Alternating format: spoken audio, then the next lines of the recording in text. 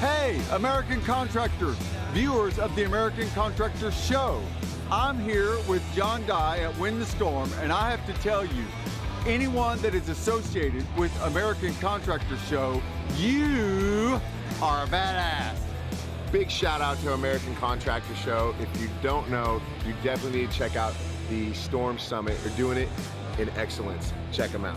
Hey, what's up? This is your friend, Francisco Serrano. If you haven't checked it out, American Contractor Show, YouTube channel, Facebook channel, Twitter, Instagram, all the platforms, you need to go them, like them, start learning about your craft.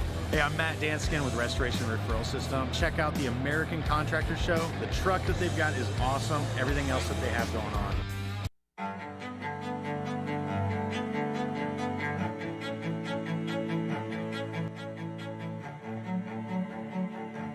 This is Larry Bache with the Merlin Law Group, helping policyholders for more than 30 years. If you have a claim or your client has a claim that needs help, please feel free to call the Merlin Law Group because we are the true policyholder advocate.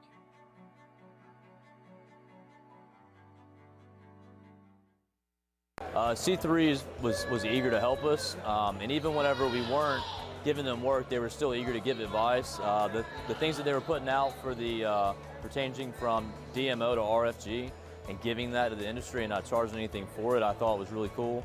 And that's stuff that I, as a contractor, appreciate. I'd recommend C3 to any contractor that's looking for a PA, especially if you're around Colorado. Great guys, man. I'm nothing but happy with the work they've done for us.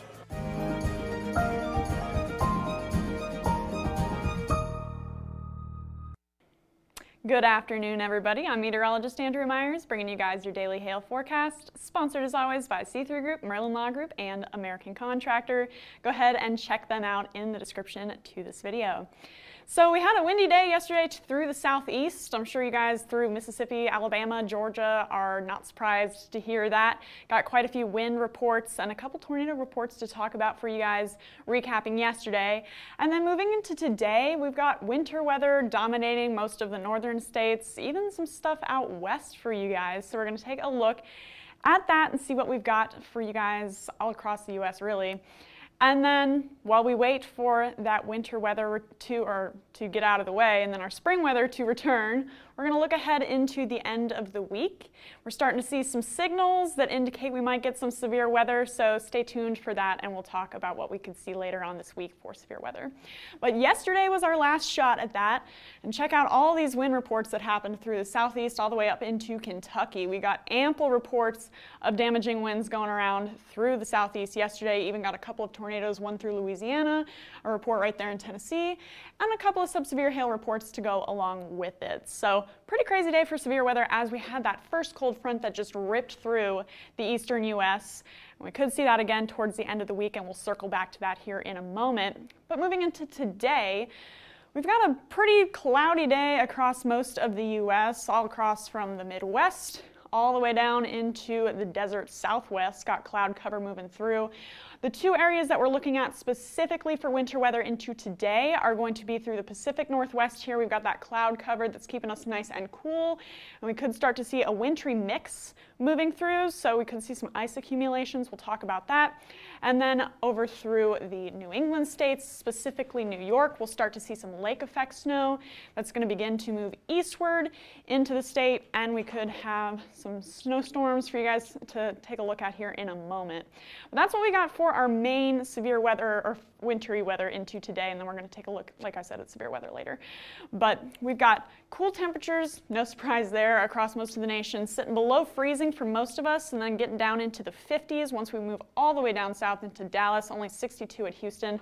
So pretty cool across the U.S. And again, we just had that cold front that moved off through the southeast and is making its way off the east coast right now. So no shock that we've got some cooler weather moving through with that. We'll have to wait for that heat to return. So for today and tomorrow, we're not seeing any severe hail expected. We really need that heat, that instability, and things are super stable across most of the U.S. right now after that first cold front. So no shock here. Lots of winter weather to talk about. So we got some through New England, some through the Pacific Northwest that we talked about, Nevada and California. You guys have some wintry weather to look forward to, and then through through the southeastern part of Wyoming, as well as the western Rocky Mountain Range in Colorado. You guys at higher elevations could see up to 10 inches of snow and some severe winds through that area. But again, it's really mostly for those mountain passes and higher elevations. So for the rest of us down in the lower elevations, we're going to see some wintry weather as well. So winter weather advisory happening in the Spokane area all the way from Idaho into western Washington. This is going to last until 12 p.m. And for you guys in this area, you got a freezing drizzle possible, and we're going to take a look at that on our future radar so you can see the timing and everything of this. But with that, we could get some light ice accumulations, and again, you guys know that makes travel super difficult, so stay tuned for that. High wind warning until Wednesday evening through the north central part of Montana. You guys could get wind gusts consistently around 30 to 40, as well as some 60-mile-an-hour gusts here and there. So, you know, you guys, again, no stranger to some gusty winds coming off of those mountains, but you got another round of that into this afternoon and evening. Then, for California and for Nevada, we've got a winter storm watch and a winter weather advisory. So winter storm watch for California and Nevada around the Reno area is going to last until Thursday evening. With this, we could get 1 to 3 inches of snow in the lower elevations, and then we could get up to 8 inches in higher elevations. So just dumping snow through that area. And then similar story for Nevada here through the central part of the state, also lasting until Thursday evening. We could see 3 to 6 inches of snow in the low elevations, and it's always higher in those higher elevations, up to 10 inches, so hitting the double digits for you guys in central Nevada.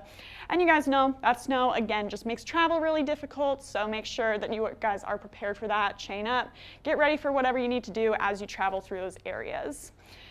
Then in Michigan, we've got yet another winter storm warning. This one's going to be for lake effect snow coming into the western part of Michigan here, all the way from just west of Cadillac, Michigan, down to Highway 96.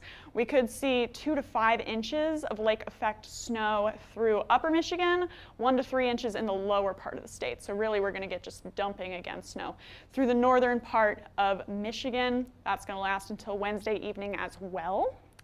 Then last but not least, we've got our New York lake effect snow event that's going to happen here. So all the way from Watertown up or down into Syracuse, especially along Highway 81, we could just get snow on snow here. So 5 to 8 inches of snow accumulations in this winter storm warning area. That's the pink area. And then outside of that, we could still get over 3 inches of lake effect snow as that wind blows all of that nice white snow into your area into today and tomorrow.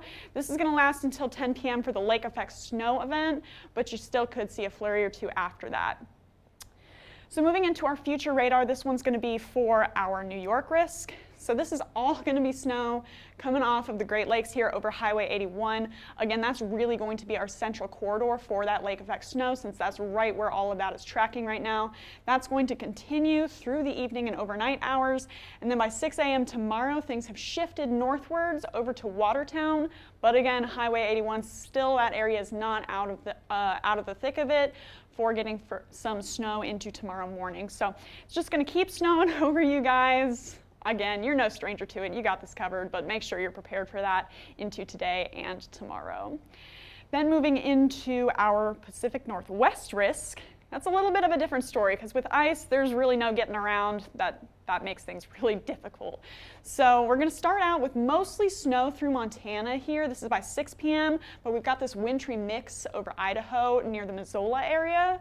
So make sure you guys are prepared for, again, light ice accumulations and some freezing drizzle through that area. That's going to remain over the Missoula area and just west of Great Falls. This is by 6 a.m. Still got plenty of that freezing drizzle, and we could get some snow in there as well. But going to be a lot of freezing rain. Could see some ice accumulating up on those roadways. So again, just be careful out there if you guys are up in Montana and Idaho into today and tomorrow. Then last but not least, looking into our wind gusts for Montana. Again, gusts up to 60 are possible, and we're going to take a look at that here. So if you guys are in Great Falls, not too bad. Going to stay below 40 for most of y'all. for the beginning part of today. However, this is really the area just south of Cut Bank that we could see some higher wind gusts. So let's let that play out here. This is by 6 a.m. tomorrow morning. We're going to see some gusts over 60, again, right in that corridor here as those roll off of those mountains. So we could get, again, pretty consistent 30 to 40 mile an hour gusts and some 60s here and there. That can do some damage, so make sure you guys have everything tied down outside, no loose furniture that can get blown around into today and tomorrow morning as those gusts roll through. And that's going to continue on through tomorrow evening. Then for our future risks. So this is really what we're looking at for severe weather. All you hail junkies, all you wind junkies, this is what you want to see. So we are in December, slow season, no stranger to that. We're looking at those winter risks. That's not really great for hail right now. But moving into Friday, we could see another system start moving through. So this is Thursday, mostly looking at east-west flow for our winds. Not super great for any sort of disturbance. However, we see this trough starting to form by Thursday afternoon. This is 12 p.m. And then by Friday, it continues to dig southwards as it pushes eastward. And then we get that zone of instability as that cold, super dry air is lifting up that warm, moist air ahead of it. We get lots of ascent with that, lots of instability. So if we can get enough heat and moisture return down to the southeast before this big guy moves in, we could see a pretty decent severe weather event as that passes through. And then again, by Saturday, check that out, super deep trough passing through the central plains and then making its way into the southeast by the weekend. So that's what we're looking at from Friday through the weekend. We could see some severe weather along with that. This is our second signal for any severe weather right now. This is our second long-range product that we can really look at to get an idea of whether we're going to get severe weather. So this is our dew points. This is just indicative of the moisture return as we move into the weekend. Got those deep greens from all of that humidity flowing out of the Gulf Coast. And then we start to see this dry line forming here all the way from Missouri into Texas. It's weak, but it's there. And so into Friday, as that pushes eastward, we'll start to see that sharpen up a little bit as it moves through the southeast and drives off of the east coast. Could be similar to what we saw this past weekend with all of those severe weather events moving through. And then again, just another round of super dry, super stable air to lead us into the end of the weekend, early next week. So again, it's mostly going to be winter risks for the next couple of days. However, stay tuned to this weekend, and we're keeping a close eye on it to see if we can get you guys any hail or wind chances. If you want to follow us, you can do that on YouTube, Facebook, Instagram, and Twitter. Hit See First on Facebook so you never miss a live video, and smash that subscribe button on YouTube also so you never miss a live video. And if you want to get in contact with us, you can call us at 855-334-4245. You can also email us if you'd rather at info@hailtrace.com, or check out our website, hailtrace.com, for more details. And for now, I'm meteorologist Andrea Myers. Thanks for watching.